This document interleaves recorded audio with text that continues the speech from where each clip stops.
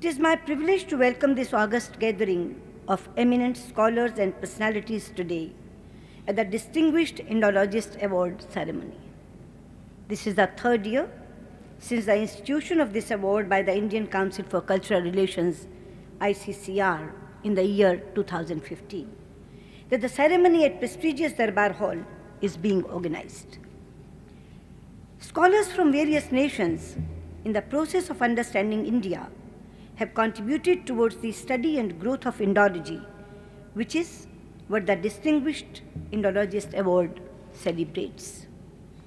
Friends, the study of Indology dates several centuries back, when thinkers from Greek and neighboring countries, traveling through the land and sea routes, or meandering through the Arab and Asian countries, first established contacts with the Bharatvarsh, and were fascinated by its history, archaeology, philosophy, literature, and linguistics. However, Indology as a discipline flourished closer to the 18th century when the European scholars began exploring India's Sanskrit texts and laid foundation for research of Sanskrit and its modern understanding.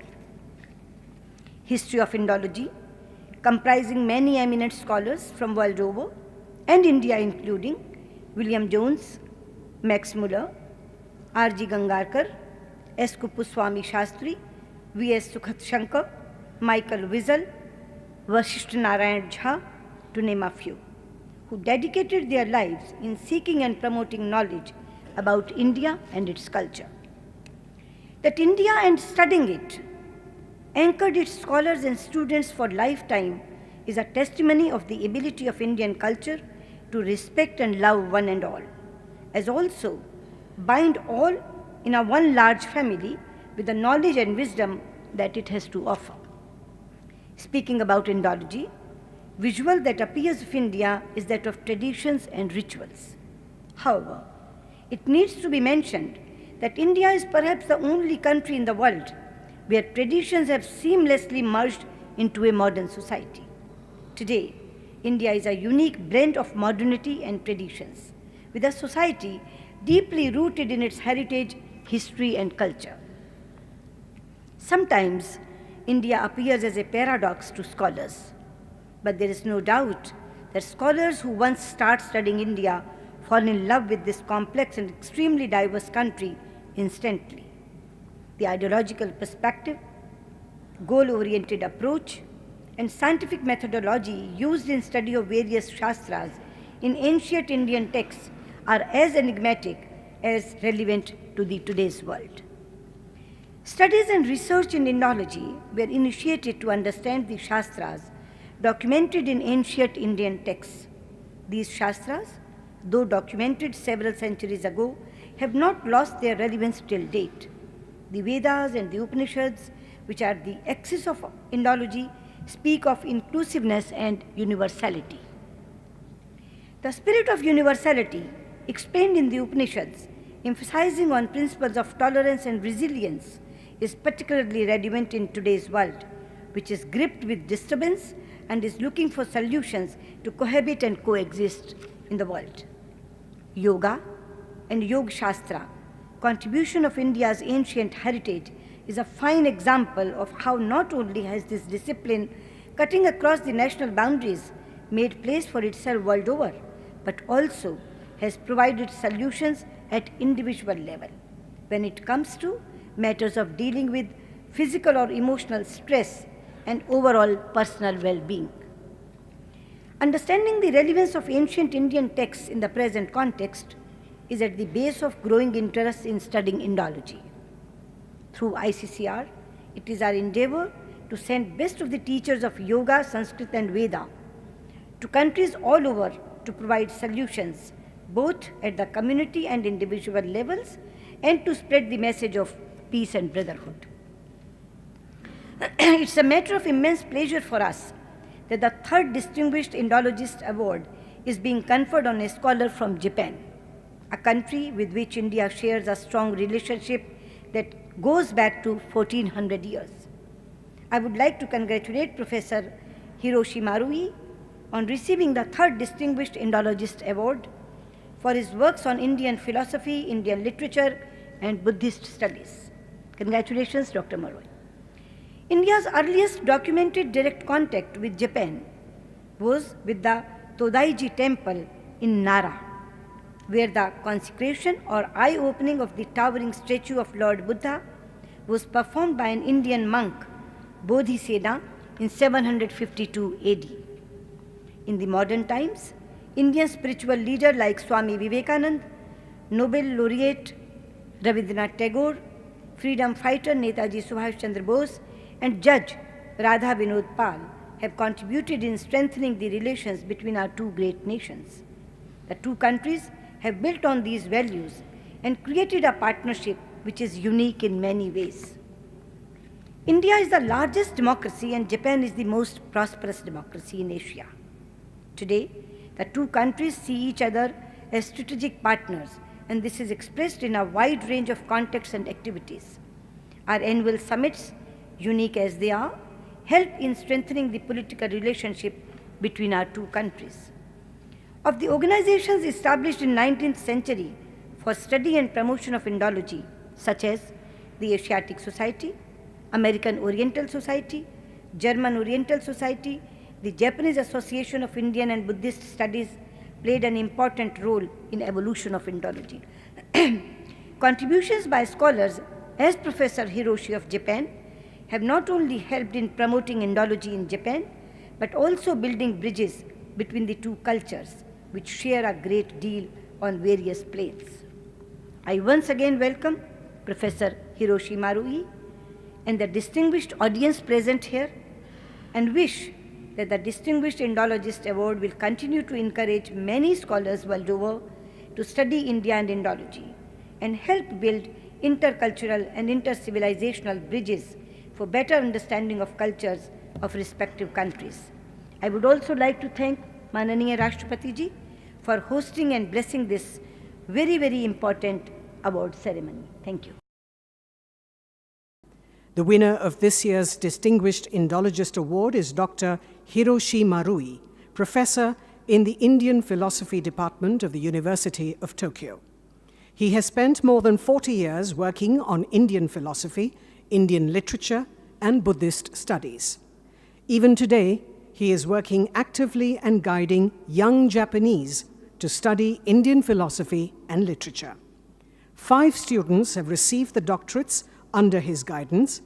For his research in Nyaya and Vaisesika schools of Hindu philosophy, Dr. Marui was awarded the 23rd Hajime Nakamura's Prize of Eastern Studies in 2013. He has also received the 33rd Prize of Japanese Association of Indian and Buddhist Studies, as well as the 9th Toho Gakkai Prize. Currently, he is the Managing Director of Nakamura Hajime Eastern Institute and the President of the Japanese Association of Indian and Buddhist Studies. Professor Marui has published several books, articles, and research papers on Indian and Buddhist studies.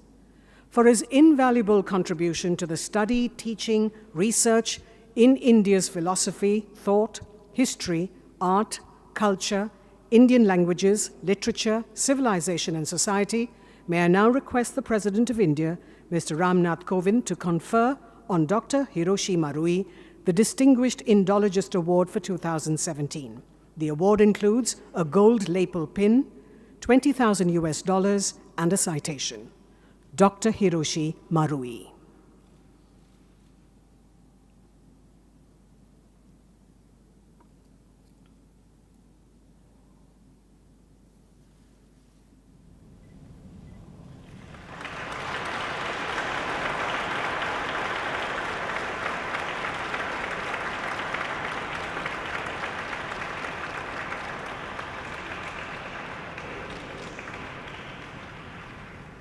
May I request Dr. Hiroshi Marui to please say a few words in acceptance.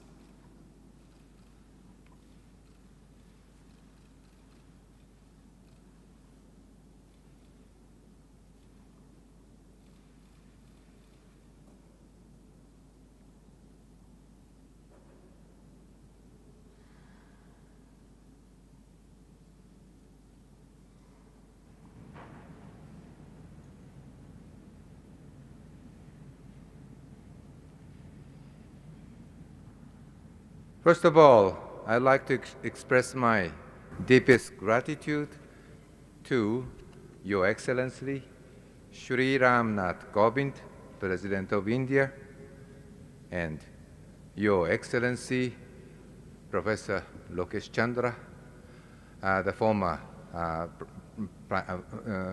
President of ICCR, Your Excellency Shrimati Riva Ganguly Das, General Director, Indian Council for Cultural Relations, and His Excellency Shri Sujan R. Chinoy, Ambassador of India to Japan, and Shrimati, Your Excellency Shrimati Sushma Swaraj, Minister of External Affairs, all of you for their favorable support and leadership.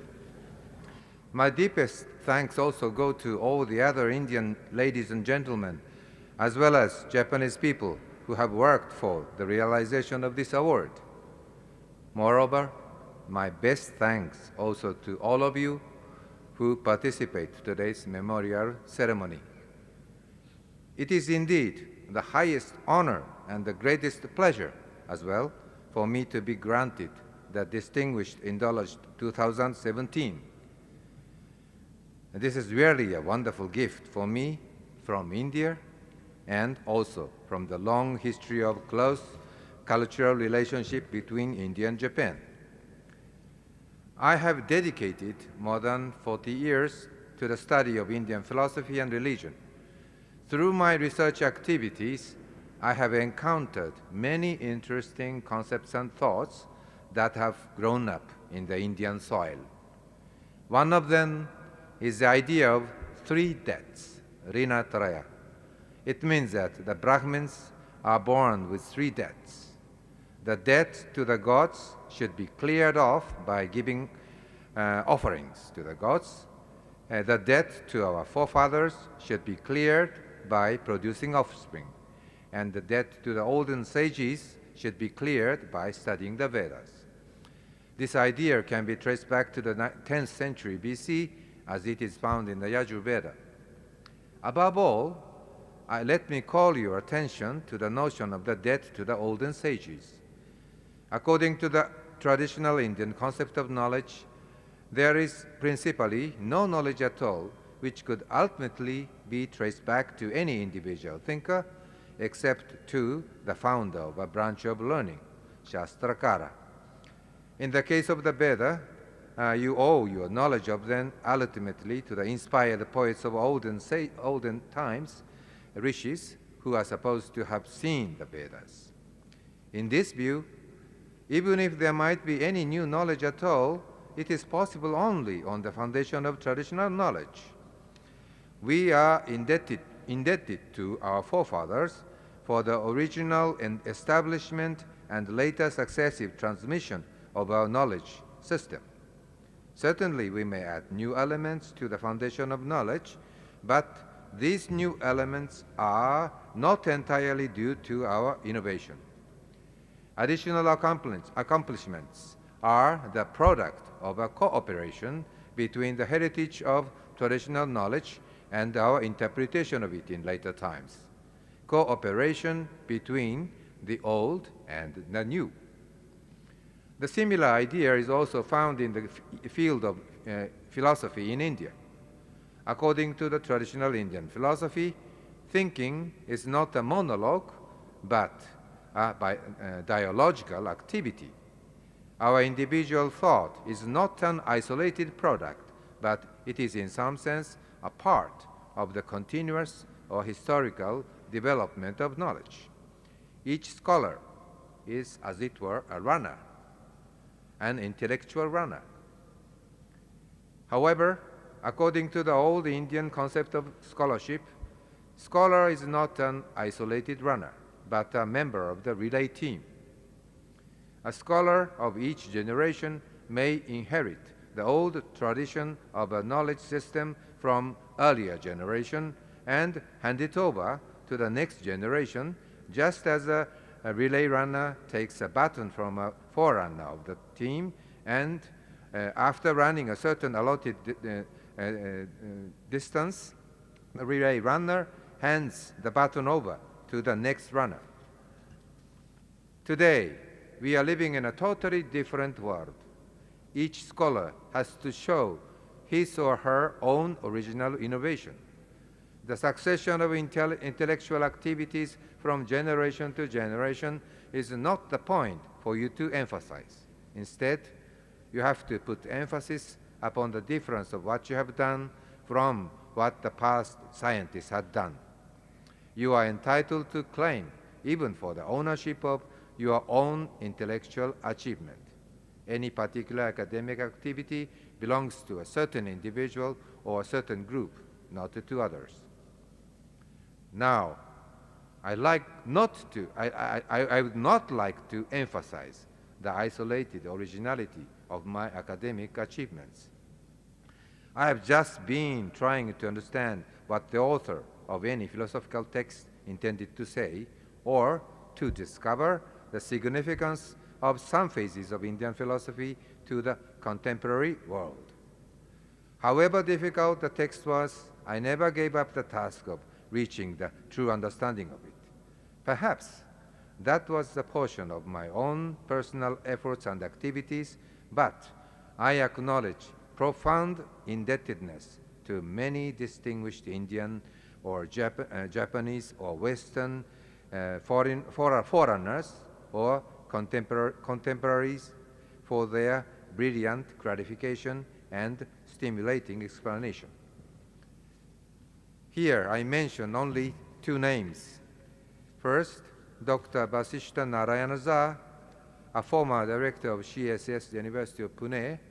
He introduced me to the attractiveness of a living Indian philosophy, especially Nyaya Shastra, with his utmost clear elucidation.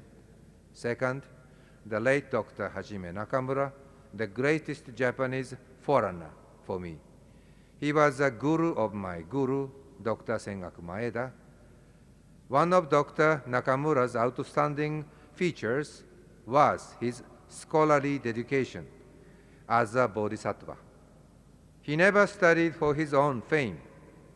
He died 18 years ago, but through his profound knowledge and bodhisattva-like dedication to Indian thought and Buddhism, he has constantly been throwing a light, even today, on our path to show how our study of Indian thought should be. Finally, I'd like to share the honor and the delight with all the people who studied or are studying or will hope to study Indian philosophy. This award is a gift as well as a precious encouragement, not only for me, but also for all of them. I do hope today's award will help to broaden and deepen the awareness of the meaning of studying Indian philosophy today. I'd like to spend the rest of my life in that direction. Thank you very much for your attention. External Affairs Minister Srimati Sushma Swaraj ji, Minister of State for External Affairs General V.K. Singh ji, respected Professor Hiroshi Marui ji, Acting President of ICCR Dr. S. Jaishankar ji, Ambassador of Japan, His Excellency Mr. Kenji Hiram Tasu ji, members of the Diplomatic Corps, ladies and gentlemen.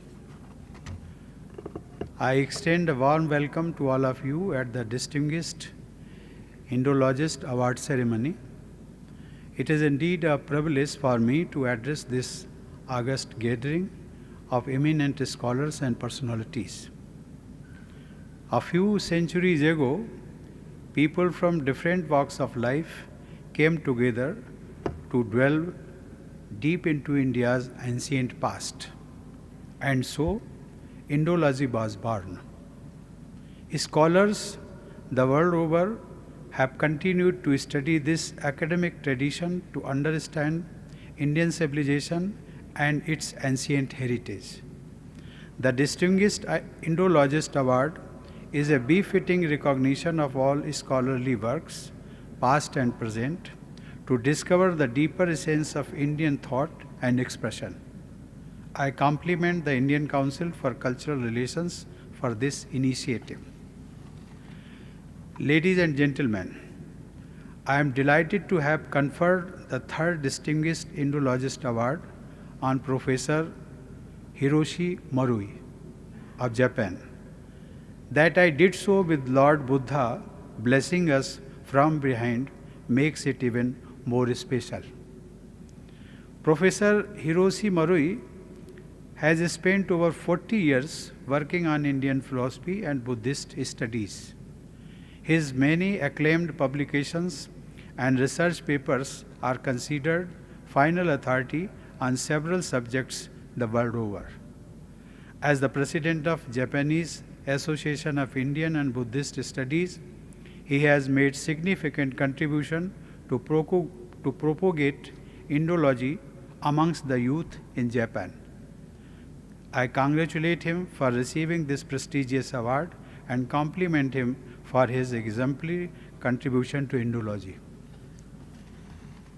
It is a matter of great satisfaction for us that the third Distinguished Indology Award has been conferred on a scholar from Japan, a country with which we have had cross flow of ideas, art, literature, and religious philosophy for ages. These have led to deep spiritual affinity and cultural understanding between the two peoples. We have illuminating accounts of Japanese scholars, Kibi no Makibi and Kobo Daisy, who are credited for evolving the Kana syllabary, having studied Sanskrit from Indian scholars. This could have led to similarities that we see between Devanagari and Japanese syllabary. There are other similarities to be noted too. The sentence in Japanese language is arranged in the same order as in Sanskrit, like subject, that is karta, followed by object, that is karma, and then the verb, that is kriya. This cultural intermingling impacted us as well.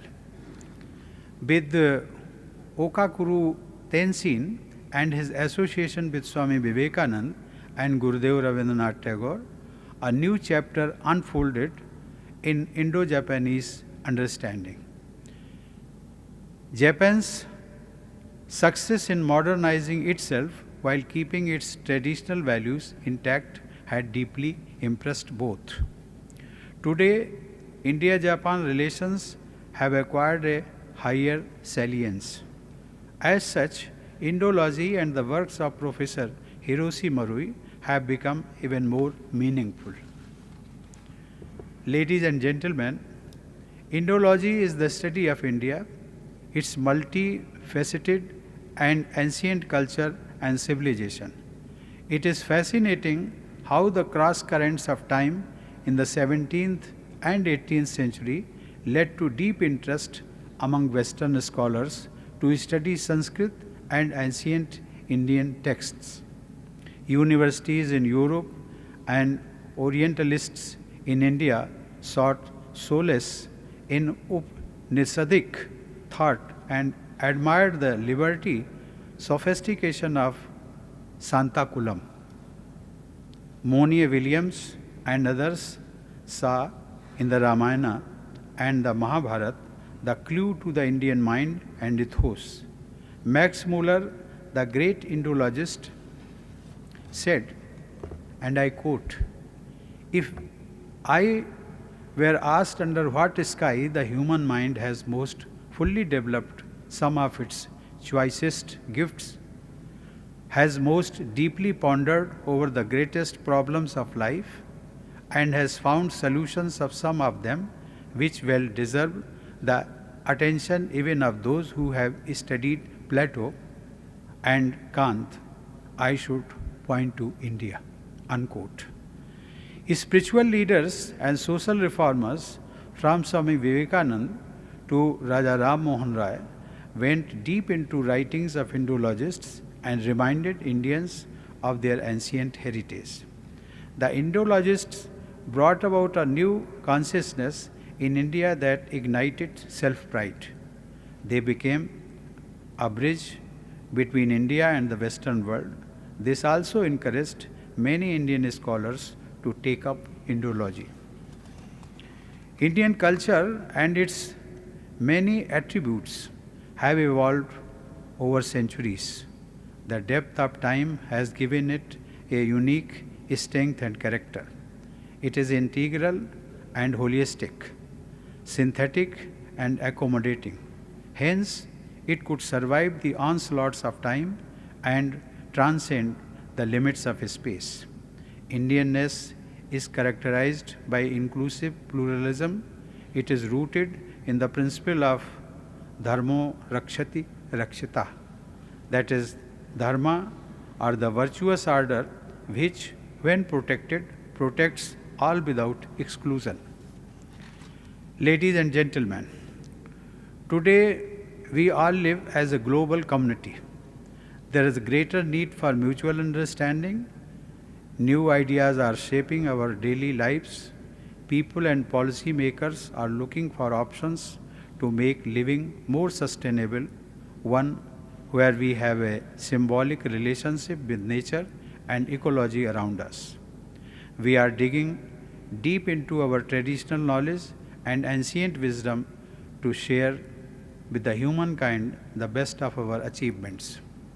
India is doing its best to propagate the virtues of yoga and Ayurveda for the well-being of humanity.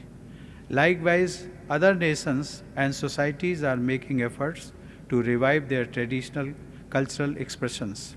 In such a scenario, Indology assumes greater significance to promote better understanding between peoples and to share what India has to offer to humankind. Indologists over generations have helped in a deeper understanding of India's history and civilization. We are truly grateful to Professor Hiroshi Marui for his contribution to Indology. I am confident that such endeavors will lead to a greater interest in not only study and research of classical Indology, but also study of India in all its aspects. With these words, I would like to once again congratulate Professor Hiroshi Marui. I wish him all success in his future endeavors. Origato, Professor Hiroshi Marui. Thank you. Jai Hind.